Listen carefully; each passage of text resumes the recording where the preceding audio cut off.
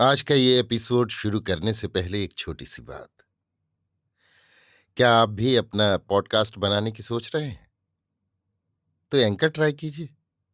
ये पॉडकास्ट बनाने का सबसे आसान तरीका है। नंबर 1, ये फ्री है। नंबर 2, इसमें कई सारे ऐसे टूल्स हैं जो आपको अपने फोन और कंप्यूटर पर रिकॉर्ड और एडिट करने की फैसिलिटी देते हैं। नंबर 3, आप अपने पॉडकास्ट को डिस्ट्रीब्यूट भी कर सकते हैं, जिससे इसे स्पॉटिफाई और दूसरे प्लेटफॉर्म पर सुना जा सके। तो डाउनलोड कीजिए फ्री एंकर ऐप या विजिट कीजिए anchor.fm पर अपना पॉडकास्ट स्टार्ट करने के लिए। ये तो थी एक छोटी सी जानकारी, और अब शुरू करते हैं एपिसोड का सिलसिला। तो आज के एपिसोड में लीजिए सुनिए किशोरीलाल गोस्वामी के लिखे उपन्यास खूनी औरत का साथ खून का 27वां परिच्छेद, छुटकारा, मेरी यानी समीर गोस्वामी की आवाज में। इस भांति और भी कई दिन बीत गए थे, यहां तक कि आधे चैत के साथ ही ये अभागा, खासकर मेरे लिए, साल भी बीत गया और नया संवत प्रारंभ हो गया था। इस नए बरस के भी 4 नवरात्र बीत गए थे और आज मार्च के महीने की 31वीं तारीख थी। कल पुन्नी और मुन्नी इस जेल से विदा होंगी, इस बात की मुझे बड़ी खुशी थी। पर उन दोनों को इससे आनंद नहीं, वरन बहुत ही दुख हो रहा था, क्योंकि एक तो वे दोनों मुझे छोड़ना नहीं चाहती थीं, दूसरे दुष्ट लूकीलाल का डर उनकी जान लिए डालता था। यद्यपि मैं उन दोनों को बहुत कुछ समझाती बुझाती थी, तो भी वे रो रो कर अपनी जान के साथ ही साथ मेरे प्राण को भी हैरान परेशान किए डालती थीं। यहीं हम सब बैठी हुई रो धो रही थी कि इतने ही में जेलर साहब ने आकर उन दोनों से कहा, तुम्हारे मालिक मकान तुमसे मिलने आए हैं। अगर तुम उनसे मिलना चाहो तो मिल सकती हो। ये सुनकर उन दोनों के कुछ कहने के पहले ही मैंने जेलर साहब से यूं कहा, क्या आप कृपा कर उनको यहीं बुला सकते हैं, क्योंकि मैं ये चाहती हूं कि ये दोनों अपने मकान के मालिक से मेरे सामने ही बातचीत करें। ये सुनकर जेलर साहब ने कहा, अच्छी बात है, मैं उन्हें यहीं भेज देता हूं। यों कहकर जेलर साहब चले गए और थोड़ी ही देर में एक सिपाही के साथ एक बूढ़े ब्राह्मण देवता आए। उन्हें देखकर पुन्नी और मुन्नी ने जमीन में माथा टेक कर पालागन किया। मैंने भी प्रणाम किया और तब आशीष देकर उन्होंने यों कहना प्रारंभ किया, बेटी पुन्नी और मुन्नी, अब तक तो हम लोग यही समझे थे कि तुम दोनों या तुम में से किसी एक ने उस दुष्ट लूकीलाल की डिबिया चुराई होगी।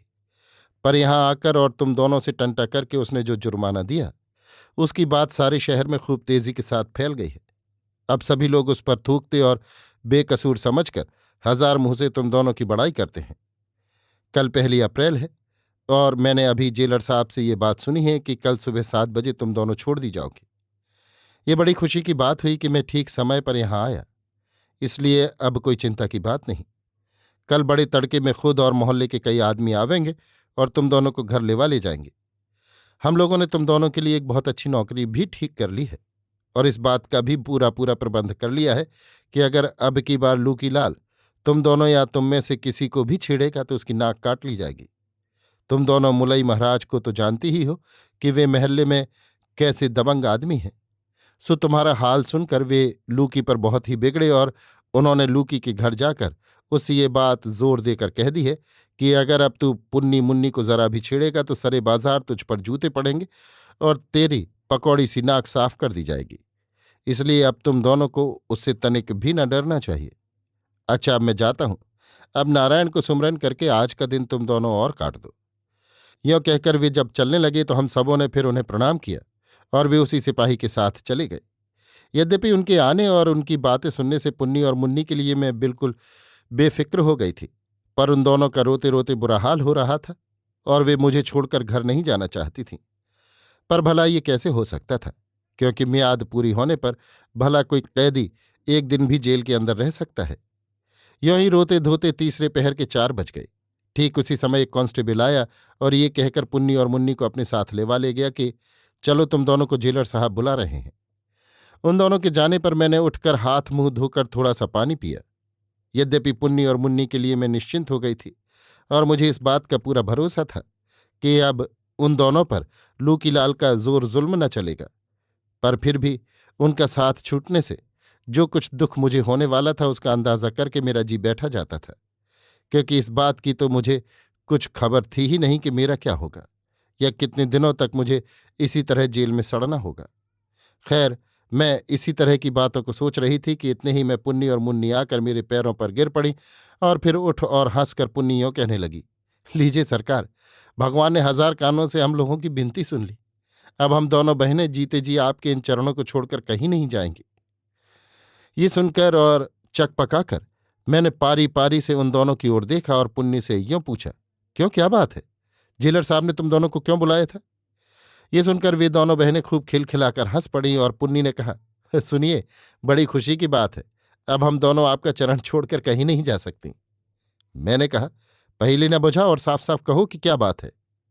पुन्नी बोली, जी साफ और सच बात तो तभी कही जाएगी जब आप हम दोनों को अपने चरणों में रखने की प्रतिज्ञा करेंगी। ये सुनकर मैं हंस पड़ी और कहने लगी, वाह, मेरे चरण मानो घर द्वार ठहरे। पुन्नी, अब टाल मटूल रहने दीजिए और झटपट ये प्रतिज्ञा कीजिए कि हम दोनों को अपने चरणों की छाया से अलग तो न करिएगा। ये सुनकर कुछ देर तक मैं कुछ सोचती रही और फिर बोली, अच्छी बात है, अगर भगवान मुझे इस कैद से छुट्टी देंगे तो मैं तुम दोनों को खुद अपने पास से अलग न करूंगी। ये सुनते ही वे दोनों एक साथ कह उठी, भगवान को कोटि कोटि धन्यवाद है कि उस परमात्मा ने बेकसूर जानकर आपको इस सांसद से छुड़ा दिया है। क्या ये सच है? इतना कहते कहते मैं चक्कर खाकर वहीं पर लुढ़क गई। जब मुझे चेत हुआ तो मैंने क्या देखा कि मेरा सिर पुन्नी की गोद में है, मुन्नी पंखा झल रही है और जेलर साहब कोठरी के बाहर खड़े हुए मेरे चेहरे की तरफ गौर से देख रहे हैं।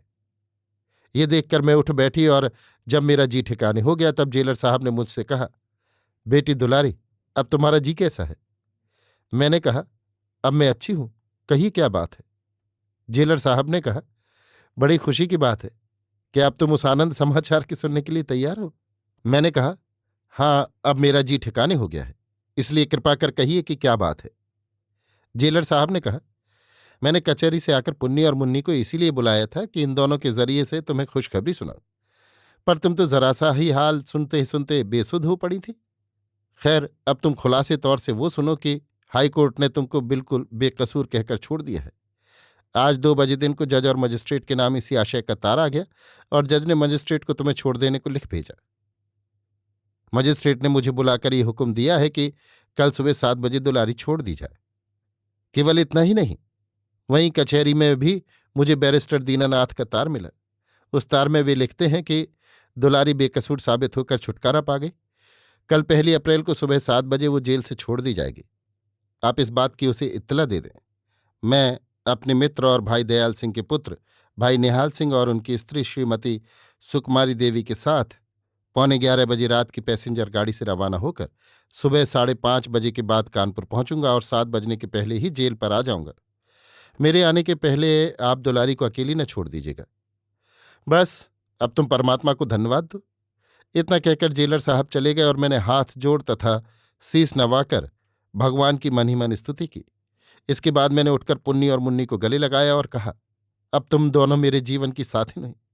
परमात्मा की महिमा का कौन पार पा सकता है कि उसने तुम्हारे ही छुटकारे के दिन मुझे भी इस जेल, नहीं, फांसी से भी छुट्टी दी।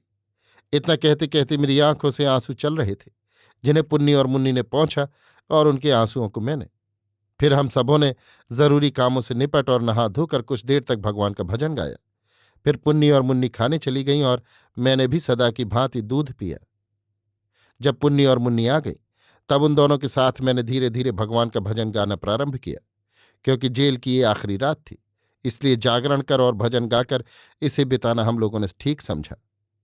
आज मेरी कोठरी का ताला खोल दिया गया था और बेचारा पहरे वाला भी नहीं दिखाई देता था। शायद वो कहीं दूर पर रहकर पहरा देता होगा, इसलिए निराले में हम सबों को जागरण करने और भजन गाने का खूब ही मौका मिला। बड़े तड़के 5 बजे के पहले ही हम तीनों नहाने धोने आदि से छुट्टी पाकर अपने छुटकारे के समय का आसरा देखने लग गई थी।